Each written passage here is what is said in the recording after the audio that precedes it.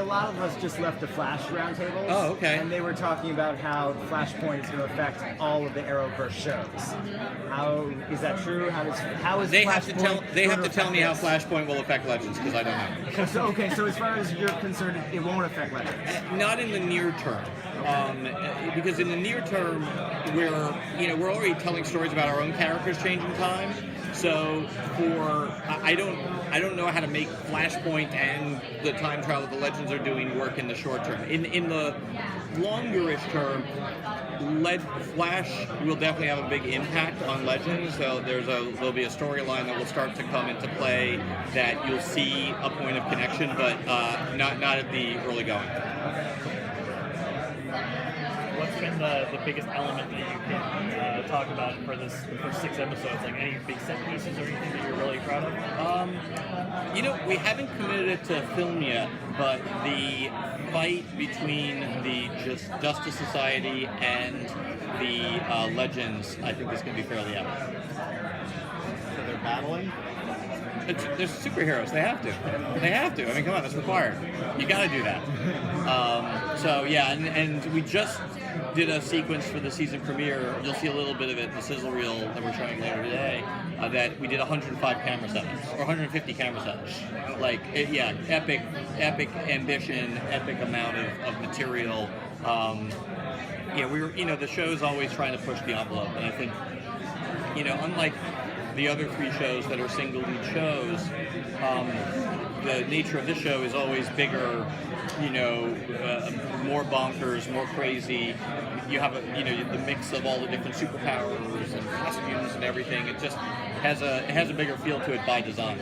Who's more skeptical, the Justice Society skeptical of the Legends team, or the Legends team skeptical of Justice Society? Oh, Justice Society skeptical of the Legends team. Wouldn't you be? I mean, these screw-ups. I mean, yeah, they're like, the Justice Society is like, they got it going on. They're a well-oiled machine. They got everything figured out. They look at the Legends and they're like, what a bunch of losers. And they're like, and they're traveling through time. They've got time travel. Like, oh my God, this is dangerous. And like one of them's a criminal, the other's an assassin. It's not a good situation that the Legends are walking into. Was the idea to introduce the Justice Society, did that become sort of an organic idea that came out of the writers' room? Actually, where it came out was, I'll tell you exactly the course of events.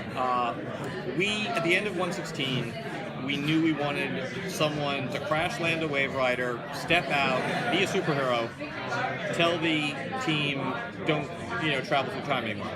That was the conceit of the cliffhanger. And I was on the phone with Jeff Johns talking about, okay, which character is it? And we were talking, going back and forth, and Jeff's like, what if it's Rex Tyler, our man, and he says, I'm a member of the Justice Society of America? And Greg and I talked about it, and we were like, if we do that, we've got to do the Justice Society in season 2. Like, Justice Society has to loom large in season 2. But that's how it all unfolded. And if the Justice Society is from the past, yeah, none of our Arrowverse characters have ever talked about. I mean, that's are correct. they aware? Was it like Watchmen where they were underground? They were underground. That's why they're called the Mystery Men.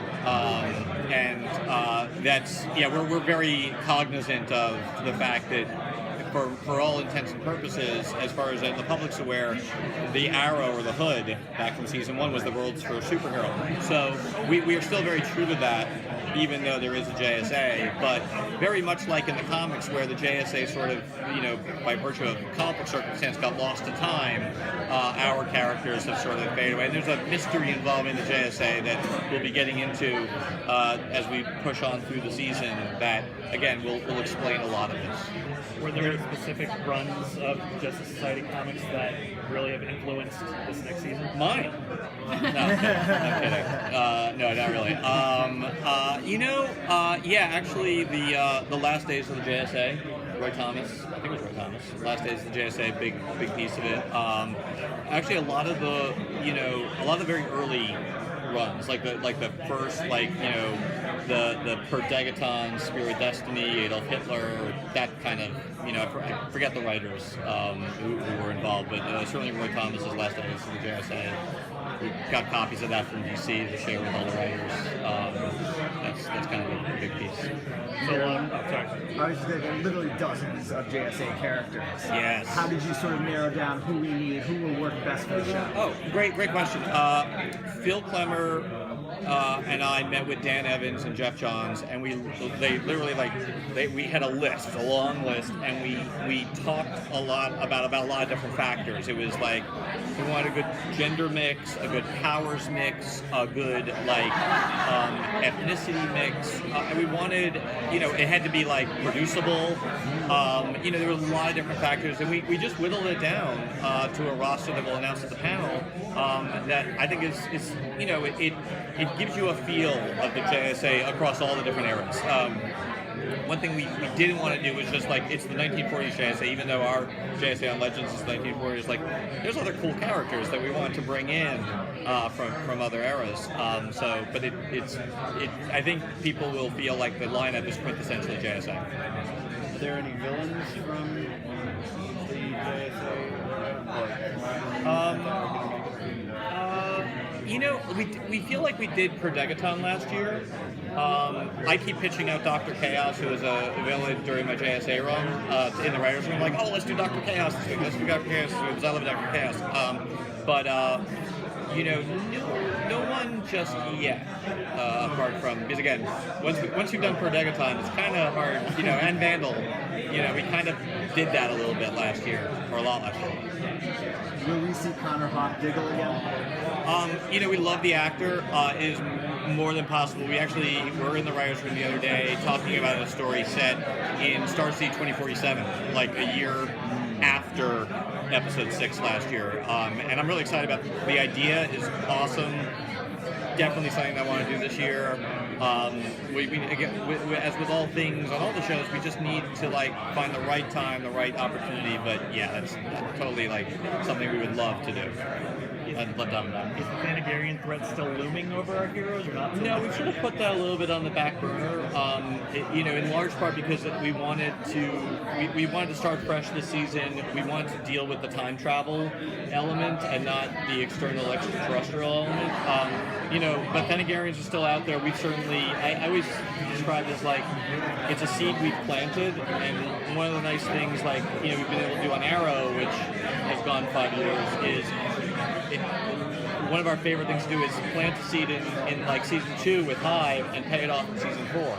You know, I kind of put the Thanagarians in the same category.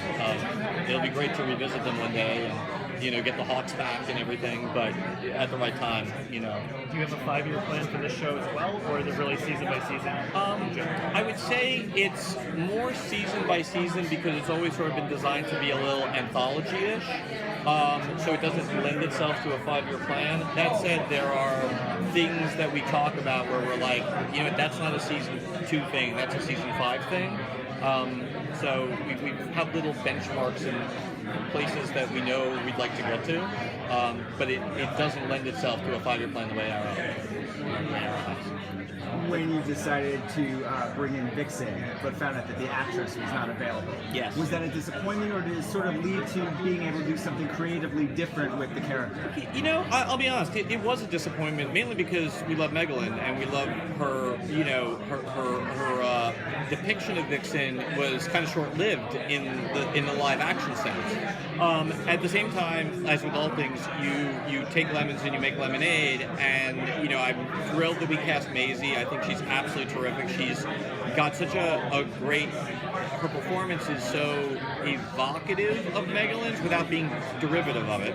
And the fact that she's a member of the JSA allows us to give her a different perspective that, you know, Megalyn's character from 2016 wouldn't be able to have. So we just, you know, we ran with it. And look, my sincerest hope is that we do an episode where Megalyn meets her great-grandmother. That would be awesome. And, you know, we can do that because it's a time travel show. So that's the hope.